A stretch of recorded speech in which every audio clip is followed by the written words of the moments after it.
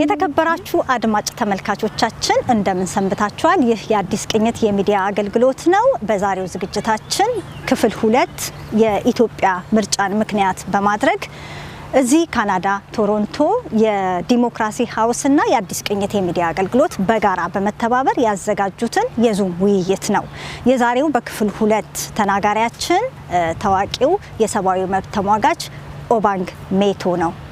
እናንተ አብራችሁን እስከ ዝግጅቱ ፍጻሜ እንድትቆዩ በአክብሮት እንጋብዛለን። ሰብስክራይብ ያላረጋችሁ ሰብስክራይብ እንድታደርጉ፣ ፕሮግራማችን ደግሞ በፍጥነት እንዲደርሳችሁ የደውሏን ምልክት ብትጫኑ፣ ሼር፣ ላይክ፣ ኮሜንት ብታደርጉን ደግሞ ለፕሮግራማችን ስለሚጠቅመን እንጋብዛለን። አብራችሁን ሁኑ። መልካም ጊዜ።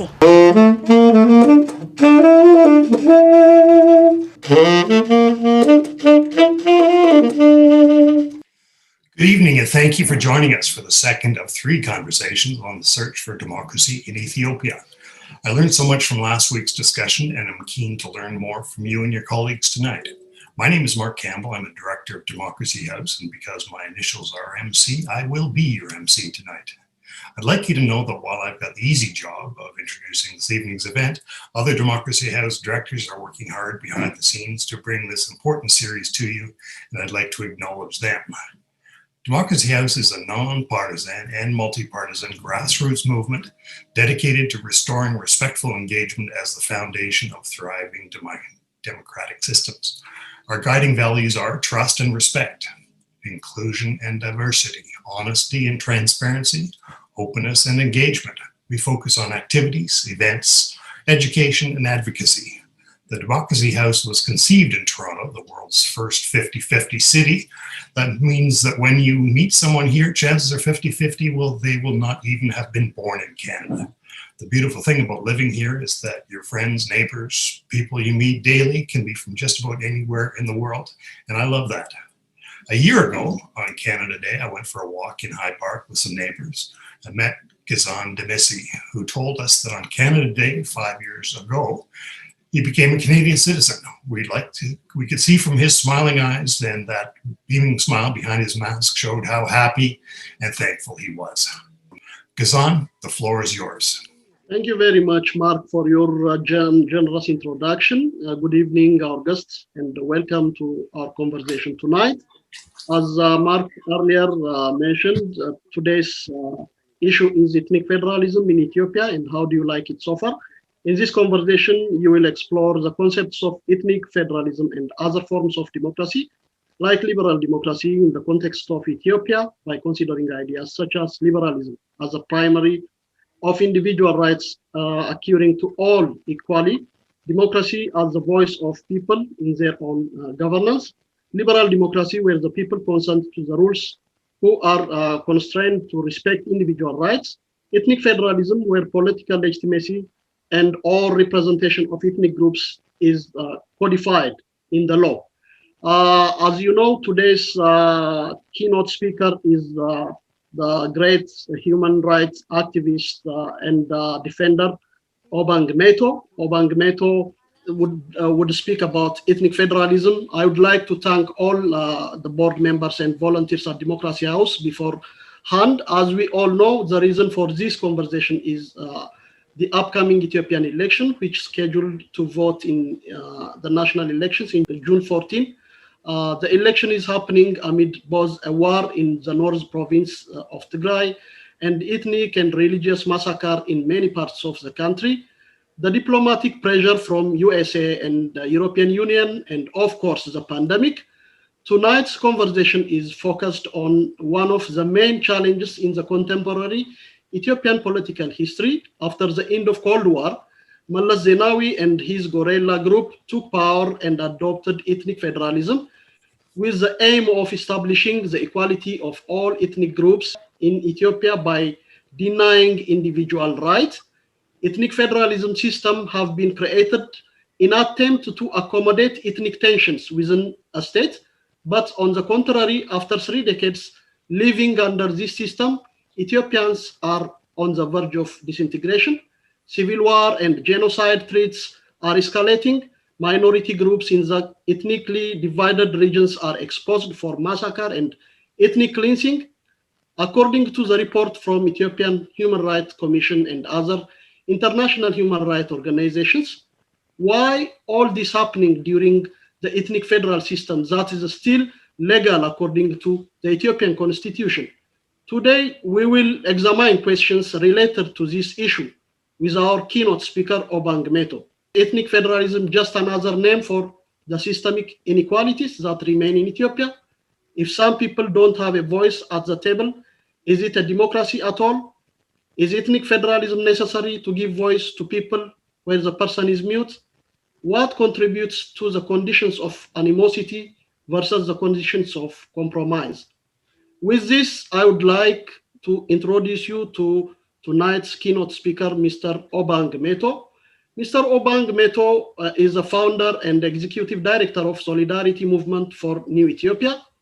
Mr. Obang Metho is the founder and he is an international, non-violent and non-partisan social justice movement of diverse Ethiopians committed to bring freedom, justice, and respect for human rights, equality, civility, reconciliation, and good governance to Ethiopia. Mr. Metho is a human rights activist who is tirelessly advocates for human rights, justice, freedom, and environment, enhanced accountability in politics and peace in Africa for over 18 years. He is a courageous defender of fundamental respect for human life and is committed to work for the reconciliation, forgiveness, and healing of affected peoples in order to create a positive future. Now, I would like to invite Mr. Obang Metho to the stage. The floor is yours, Obang. Thank you, Mr. Campbell, and thank you also, Designs. Almost thanks to everybody in this room. I really appreciate it. And so I am actually in Ethiopia, and it's now about almost past 2 a.m. in here. And so, yes, I think that I would like to first say that, thanks to the Democracy House, conversation. I think this is very, very important. In the world we live in today, we are so connected, not by our ethnicities or language or culture or religions. We are actually connected by our humanity. And I think this is one thing that, and then to have that, the discussion is a very important. Conversation is, the foundation, the backbone of any living society. So this topic in Ethiopia about, ethnic federalism, how do you like it so far? The title, when I read that, I was laughing. I said, how do you like it so far? It is not very good, especially in Ethiopia. And it's not very good, not because by me, even people who have come up with this idea, it's not good for them. It did not work.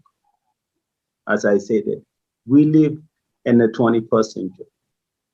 And we are, whether we like it or not, we are so interconnected by technology, by so many things. And if there's any other thing that can really, we all can know in the last 2 years, in the last 1 year, since the COVID campaign, one thing COVID did to us is that we are all connected. What we ever had, really, we didn't really have anything much more that difference at us. When we talk, people say they go back, social distance. Stay away from streets, stay away from home.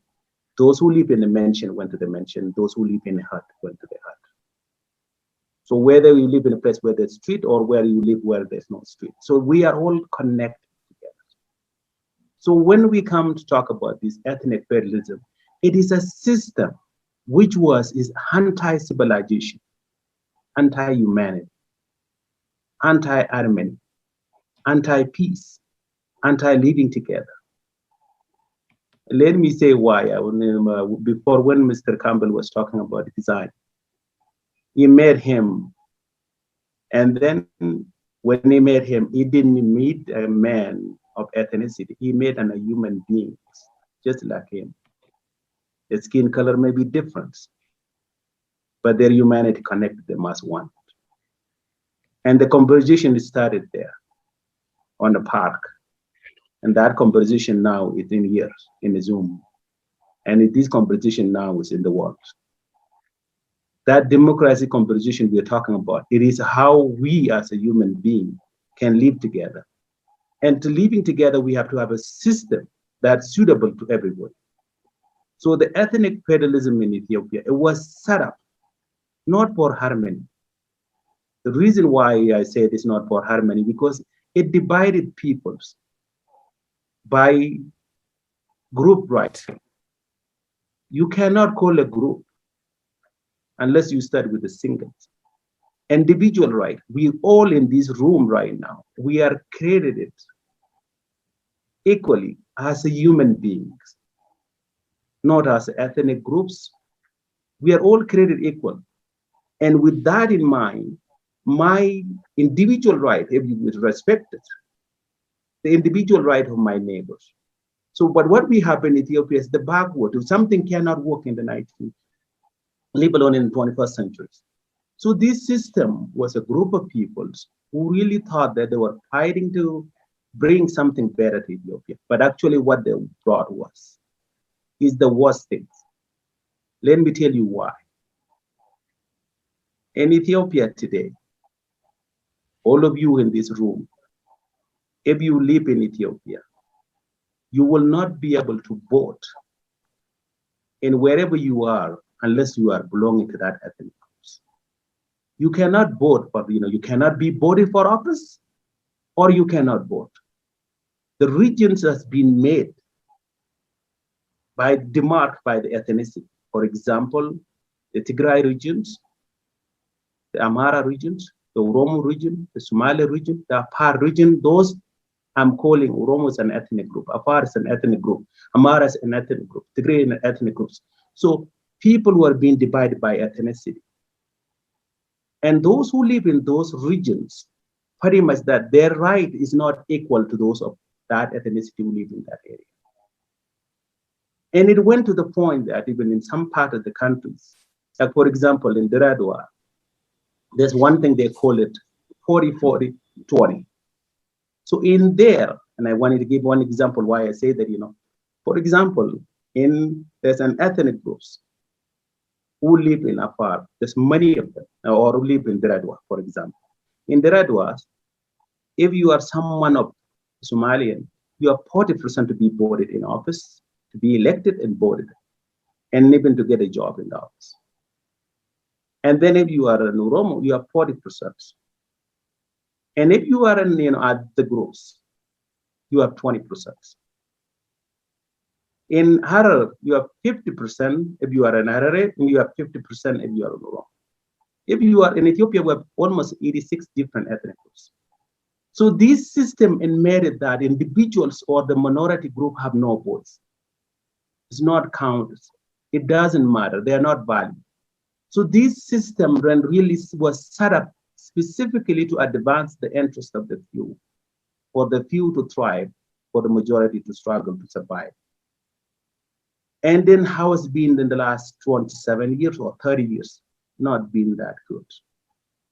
Ethiopia is being known as a country, the creation of humanity, and a country that people know the 3,000 years. In the last 3,000 years, by intermarriage, living together, that they continue to sustain the countries. But when this system come of ethnic federalism, it say that what we had in Ethiopia before was wrong. And the way to replace it is that, what they call it, a group right. Unless you are in a group, you have no rights. So, and now it get to the point that the farmers harvest what they have planted. What was planted in Ethiopia 30 years ago, now it has reached to the point of harvesting. The harvesting of it is the reason why you're seeing Ethiopian being targeted based on their ethnicity. In particular, we're hearing recently, Amhara has been specifically targeted by being an Amhara and saying that you are a newcomer. You come from somewhere else. You are settlers. Go back to where you come from, or go back to your regions. There's a violence in all over part of the country. Because of the ingredients that which was used was not about harmony. Design can live in Toronto and not a single day you will be afraid that someone will come and knock the door and kill him because of his ethnicity, or because he's an Ethiopian, or because he's a black man, or because he's in Africa, period. He will not. I left and I live in Saskatchewan, in Saskatoon, Saskatchewan, when I was at the age of 16, 17. In Saskatchewan, when I was living there, I was one of the very few black people. And I remember some of my friends used to call their mom and say, "Mom, we had a black guy in the school." And then one time my mom said that, there's my friend that in high school said that, I told him, "Can I come to your home tomorrow?" And he said that, "Yes, you can come." But he called his mom and say, "Mom, we have this kid that he want to come home." And the mom said, "What's the problem? He can come." He said, "But the guy is not from here." And the mom says, "So what's the problem?" "Mom, the guy is black." "Okay, so what? Yeah, but he's black, but it's not the kind of black we've seen here. He's a really black guy." But in that environment, I was accepted it in Saskatoon, Saskatchewan, Canada, as a human being, not as a black man, or not as my ethnicity, or not as an Ethiopian or an African. But that's not the case. I have the privilege to live abroad, but in my home country, that's not the case. And that's why I say that, how do you like it so far? It is not. It did not work well. Design talk about there's a war right now, or fighting in the north, in the Tigray region. The group who have created this system, they thought that they can survive, while the other people would struggle to, the other people would remain, but it didn't work.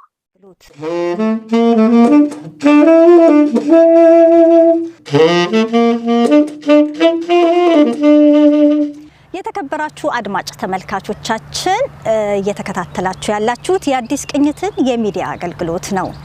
ፕሮግራማችን እንደወደዳችሁት ተስፋ እናደርጋለን። የፕሮግራማችን ይዘት ደግሞ በዲሞክራሲ ሃውስና በአዲስ ቅኝት የሚዲያ አገልግሎት ተዘጋጅቶ የቀረበው የኢትዮጵያን የሰኔ 14ቱን ምርጫ ምክንያት በማድረግ እዚህ ቶሮንቶ ካናዳ የተካሄደ የዙም ውይይት ነው።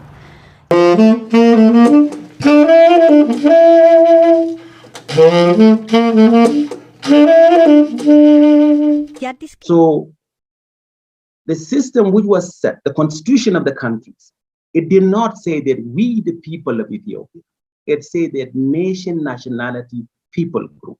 It's only in Ethiopia that you have the description of a citizen 3. We, the nation, nationality, people group. The people has been put at the last.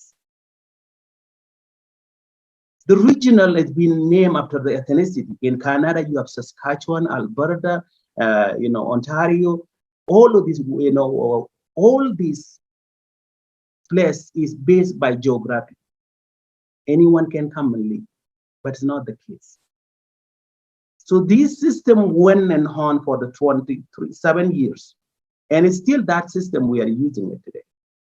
And it's now the source why you are seeing that people are being killed based on their ethnicity. People are being, displaced based on their ethnicity. Like, for example, people are being told, "Go back, where do you come from?"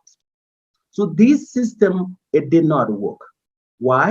As I say, that it was set up based on deception. There's no transparency, there's no accountability.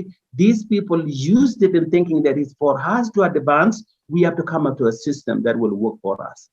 But that system did not work for them. It did not work for Ethiopia. It did not work for Africa. It did not work for the whole humanity. At the end, those countries where the ethnicity has been advanced, we see in Yugoslavia an example. We know Rwanda was an example. And ethnicity is not the way to live. And so, coming back to my point, in 5 minutes, I will be, trying to, with all of these that Gazani asked earlier, we talk about it. For sure, from what I see, this system of ethnic federalism, it created a system of lack of cooperation. You cannot cooperate with others. And it also that lack of caring about others. It created a corruption where our groups much more better than others. It also lacked justice, the court of law. And it actually made people to become more poor because, in other words, it's lack of private property. Resource has been only to those groups who are leading in charge. They can grab the land and give it to their own. The ethnicity would, the person of that ethnicity in power would get the loan, will get the land, will get access to other things. So almost that is unfair for others. It denies opportunity to others, including those who are of minority groups or other groups. So it becomes a system only opportunists can thrive while the whole society cannot survive. So in a way that it also that created a breeding ground for a human rights abuse. And this is the case that we are working on in Ethiopia. Coming to the conclusion, how do we solve this? And how do we solve this? I see now myself living in Canada, living in Saskatchewan, in Gambela in almost 17 years ago, an annual group called ANUAK, spelling ANUAK, and ANUAK and ethnic groups, where my family come from, they are all even less than 1% of the Ethiopian population. In 2003, they were targeted and killed based on their ethnicity. By then, I played a role to say that I will never want this to happen again. So what I realized that the problem of Ethiopia is systematic. And the way to approach it was, a critical thinking, changing the talking. And that was why we created an organization where, if you look at it, when I was introduced, the Solidarity Movement for New Ethiopia, it's not a new country. It's not a new flag. It's a new thinking where we value the humanity of everyone, where my life depends on my neighbors, not on my ethnicity. And then where we value, not only once we value the human being, we have the responsibility to protect that individuals. So the principle is humanity before ethnicity. No one is free until we are all free. And this is the idea that we thought that, and then the other thing which we talk is talking to each other, not about each other. When we talk to each other, I can defend myself, but when we talk about each other, I'm not there. And you can say whatever, that's not about me. So coming to conclusion, what can we do about it? Ethiopia at the great risk right now as we speak. You may have heard it yesterday or a few days ago, US want to put the visa restriction, there's a sanction talking on and all of these things. These ideas, the Western, even American, they didn't really take it very critically. Yes, there's a problem in the Tigray regions, but what it is a systematic that cannot be solved only by sanction. The problem is much more deeper than that. So the problem of Ethiopia is not, we cannot leave it to Ethiopian alone. That's why I really like this democracy house for this kind of conversation. Tomorrow, whether we like it or not, the problem of Ethiopia will come to our living room on our television stage. Before it gets to that, I don't want us to come up and say that we did not know this. And not to say we did not know. At one point, we say that we did not know what happened in Rwanda. What happened in Rwanda? What happened in Kosovo? What happened in Somalia? We did not. And the discussion is to start now. And so I come to you guys and wanted to say that this discussion is very important. And this system we have in Ethiopia, it is anti-humanity, anti-unity, anti-civilization, anti-peace, and it's actually worse than apartheid in South Africa. Because it makes people less than who they are. It narrows us and put us down to the point of really failing the responsibility. And so to me, the solution is rely on Ethiopia. This problem is created by Ethiopian, but it's Ethiopian who will solve it. But we also need other people to stand with it. And I want to end it with this. Being a human being, carry a debt. We all owe a debt to creator that who created us as a human being. To be a human, that you must need another person.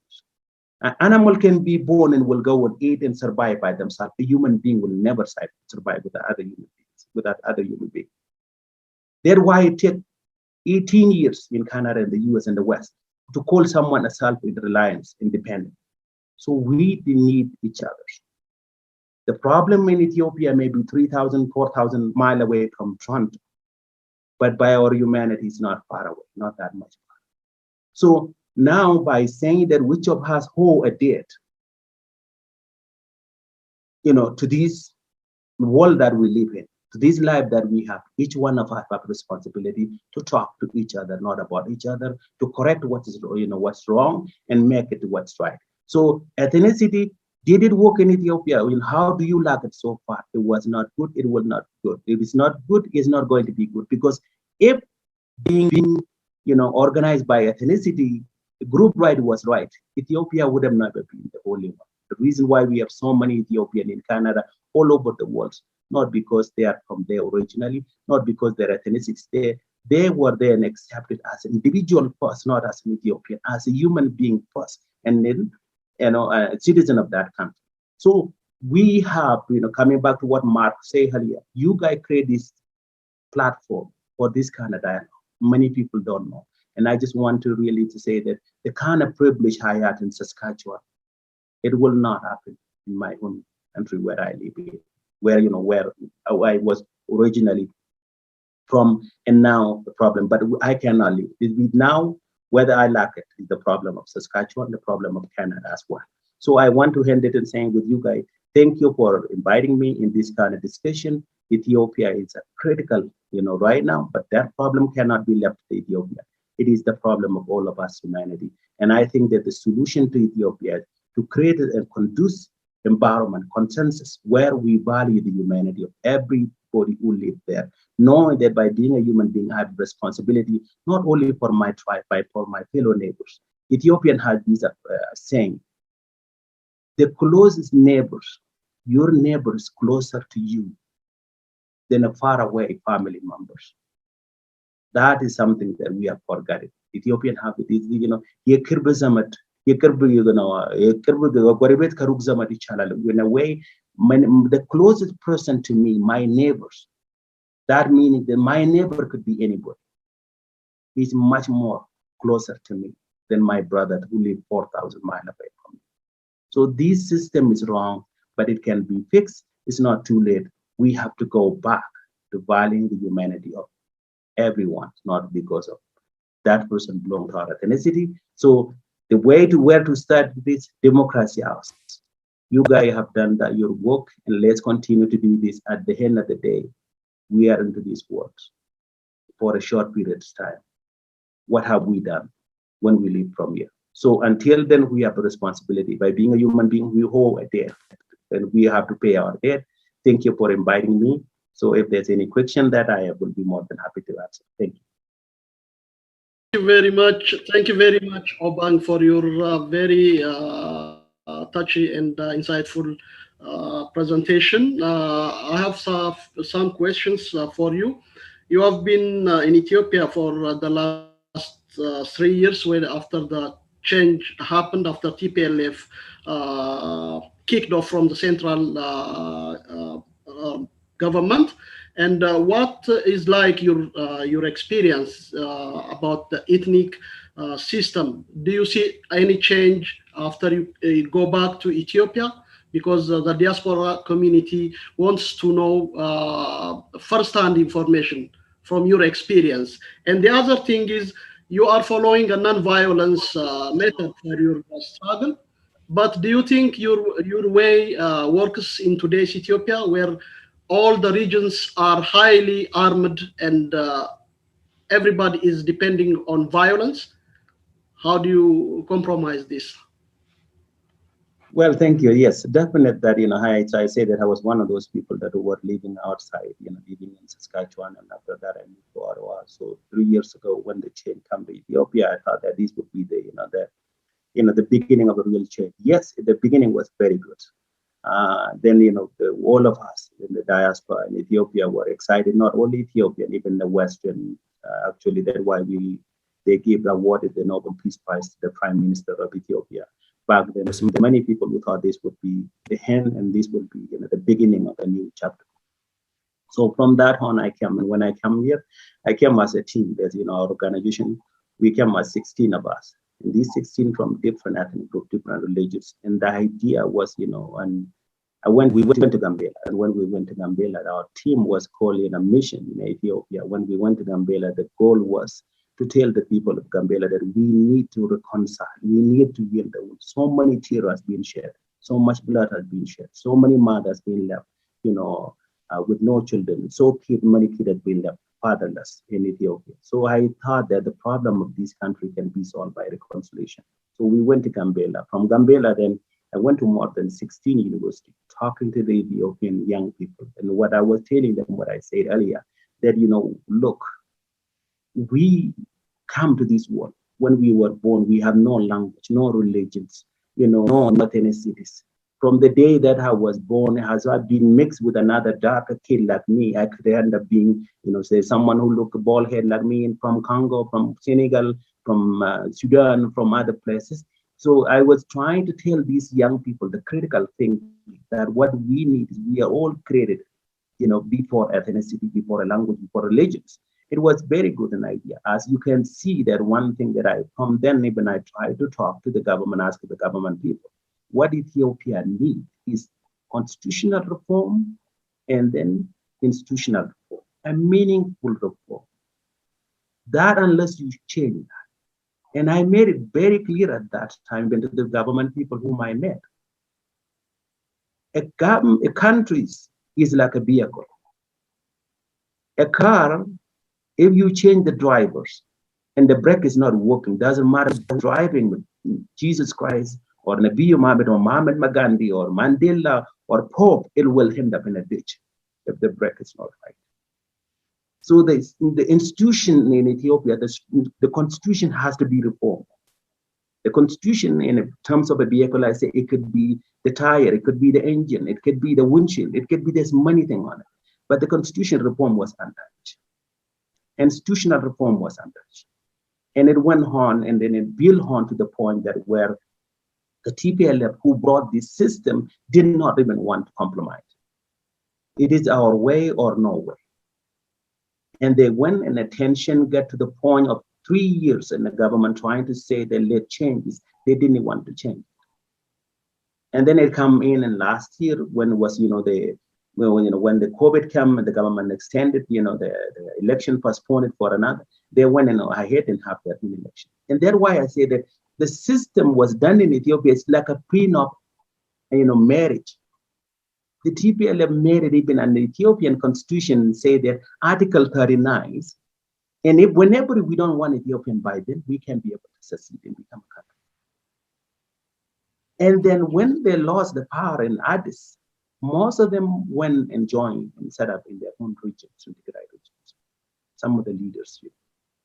And then from there, then the government and them had this dialogue, but really a more effective work was not done. Eventually what happened, they had an election by themselves, won the rest of the country. Like having, or like Ontario have an election in Canada, and the rest of the Canada is not good. And eventually it get to the point that where, the government changed the money currency. And then that become really scary for them. They, because the money they have now, they will not use that money anymore. That creates more of a problem. And what happened then? They attacked the government, the defense force, which is based on the north. And then that created the war that we have today. So what I mean it's just like a prenup agreement kind of thing that we can lead Ethiopia whenever we want to, and if we are not in charge, we can go lead Ethiopia. And so they went to the point of now the government, the war went on, and then with them, and then some of the leaders were arrested, some of them disappeared. The human rights abuse took place in there. And that's why I say that system was not done for harmony, for peace. And this one thing that which is I also try to correct people. I keep saying that, that in there is a genocide going on, against all the Tigray and Ethiopia. They are us, we are them. And there are Tigray who are living in the Gambela region in southwest Ethiopia, where I come from. No one is touching them. There's a Tigrayan who living in Amara and in other places. So this idea, even sometimes the Western seem to take the narrative for the last 27 years. The system in place by them, the Western, including the US, they were fighting with the system, with the government in place, this ethnic-federalism by what they call war on terror. Mallas was actually, the darling of the West. He had committed so many atrocities, but nothing was happening. So, but all of a sudden now with these abuse going on in Ethiopia, we can't sweep that carpet. There's many people who are being targeted To me, one of the biggest threats in Ethiopia is the ethnic-based killing going on, especially in Oromia region and Benishangul regions. And you see that, the US and the West are not talking about this. This is the biggest threat. You mentioned about there's so many army, because for example, every tribe in every regions, they're training so many soldiers. And when there's a national defense force. So to answer your question, did anything change? Absolutely, to me, there were some good change at the beginning, but now things are not going that well. And that's why I said you see a massive more death of peoples today, than almost 3 years ago, 4 years ago, and ethnic-based violence. And then Ethiopian Human Rights Commission keep reporting and again. Even some of the politicians even failed to come out and condemn it and then show that what the problem is. And so that's what I keep telling the Ethiopian, we cannot get used to the death. It is an animal that when another animal killed, they run away. A human being cannot. That's why there's justice. So since the change come, I was really hoping that the constitution will change, things will get better, then the country will move to a right direction. But now it gets to the point that where the country is becoming more vulnerable than the last 3,000 history of the country. You see in Egypt and Sudan beating at the drum of war, and then you see the ethnicity, people are not in together. You see the the ethnicity group having this what they call militia to train them, and then you have the problem now in the north. So to me, as answering your question, change is not that. When even now we're talking about election. For example, in election, there's some regions, election is not casting the ballot. Have a pre-conscious mind of thinking who to vote. There's some part of the region in Ethiopia now where an opposition group or some group cannot go and vote and campaign because they will be targeted. There's some part of the country that where thousands of people were being displaced. They cannot do and vote it. So the environment that is not really conducive to a peace or harmony and living together. So that and people have to go back. Ethiopian has to start talking to each other. But this idea of pretending, even people within the top government pretending that the problem doesn't exist. You can sweep the carpet, you can sweep the garbage and the carpet. Sooner or later you will smell it. Sooner or later you will deal with it. So you cannot sweep these kind of issues under the carpet. It's a matter of time will come back to you to bite you. So how do you see the problem? The problem is getting worse than better, but also that the Ethiopian themselves, the Ethiopian who live abroad, Ethiopian who are living in the country, are not seeing a common vision. Right now, people having a tribal visions, but there's no common vision. There are people even who are not learning from what happened yesterday. The TPLF has brought this system and they tried it. How do you like it? So far for them was not good. And there are some people who forget that tomorrow they will be asked, how do you like it so far? So this idea of recycling, it is my turn to eat. It is my tribe turn to eat. It may be your turn for a while, but don't forget that when you are on a lineup and there's someone in front of you, don't forget that there will be someone behind. If it is today my turn, I should never forget there will be somebody else turn behind tomorrow. Thank you very much, Obang. ቻችን ከኛ ጋር ጥሩ ጊዜ እንዳሳለፋችሁ ተስፋ እናደርጋለን። ውይይቱንም እንደወደዳችሁ ተስፋ እናደርጋለን። የዛሬውን የክፍል 2 ዝግጅታችንን በዚሁ አጠናቀናል። በመጪው በክፍል 3 እንገናኛለን። እስከዛው ፕሮግራሙን ከወደዳችሁ ላይክ፣ ሼር፣ ሰብስክራይብ አድርጉ። ቶሎ እንዲደርሳችሁ ደግሞ የደውሏን ምልክት ተጫኑ። እናመሰግናለን።